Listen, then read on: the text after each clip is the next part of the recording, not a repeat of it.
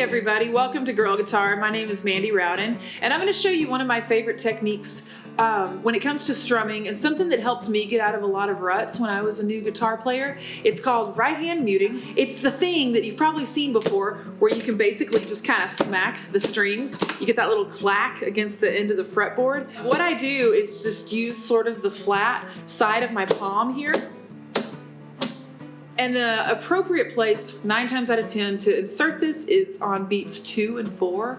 So for example, if I'm doing a strum pattern that sounds like this, 1, 2, 3, 4, I'm gonna smack the strings with this mute technique on 2 and 4 like this. 1, 2, 3, 4, 1, 2, 3, 4.